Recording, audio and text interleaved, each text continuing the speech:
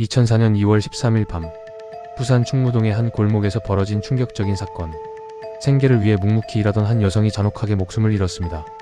그리고 20년이 지난 지금까지도 그 밤 마지막 손님의 정체는 여전히 미스터리로 남아있습니다.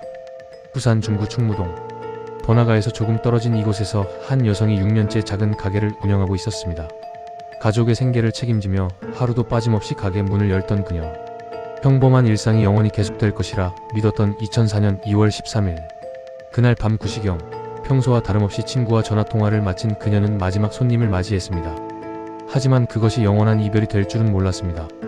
다음날 아침 가게를 찾은 지인이 발견한 것은 피로 물든 참혹한 현장이었습니다.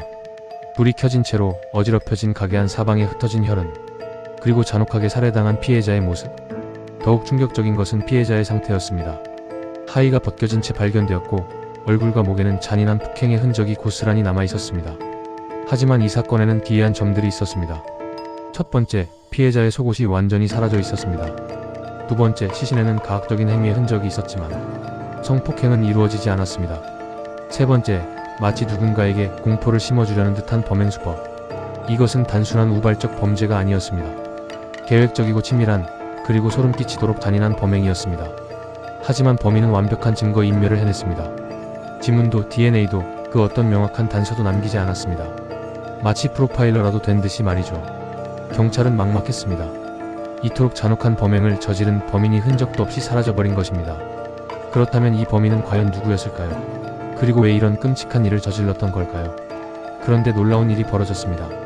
두 명의 연쇄살인범이 동시에 이 사건의 범인이라고 주장하기 시작한 것입니다. 첫 번째는 유영철. 2003년부터 2004년까지 수십 명을 살해한 희대의 연쇄살인마입니다. 그는 과거 성인용품 업자를 살해한 전력이 있었고 범행 공백기에 부산을 방문했다는 정황이 포착되었습니다. 더욱 의미심장한 것은 그의 범행 패턴이었습니다. 잔인한 살해 방식, 증거 은닉, 그리고 특정 업종을 노린 범행. 모든 것이 부산 사건과 섬뜩하도록 일치했습니다. 두 번째는 이두홍. 영화 암수살인의 실제 모티브가 된 인물입니다. 그는 놀랍게도 같은 건물에서 여종업원을 목 졸라 살해한 전력이 있었습니다. 더욱 충격적인 것은 그가 직접 작성한 자술서였습니다. 나는 부산 성인용품점 여주인을 살해했다라고 명시적으로 기록되어 있었습니다. 하지만 여기서 섬뜩한 의문이 생깁니다. 두 명의 연쇄살인범이 동시에 같은 사건을 자백한다. 이것이 과연 우연의 일치일까요? 아니면 이들 중 한 명은 거짓 자백을 하고 있는 걸까요? 만약 그렇다면 진짜 범인은 누구인 걸까요? 그런 가운데 현장에서 발견된 마지막 단서 하나가 있었습니다. 바로 특이한 안경알 하나였습니다. 피해자 곁에 떨어져 있던 이 안경알. 혹시 범인의 것이었을까요? 수사진은 이 단서를 바탕으로 수개월간 추적했습니다. 하지만 결국 범인을 특정하는 데는 실패했습니다.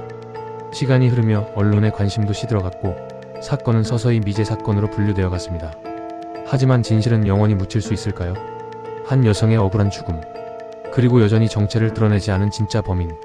과연 정의는 언제 실현될 수 있을까요? 2004년 2월의 그날 밤 부산 충무동 성인용품점을 찾은 마지막 손님. 연쇄살인마 유영철이었을까요?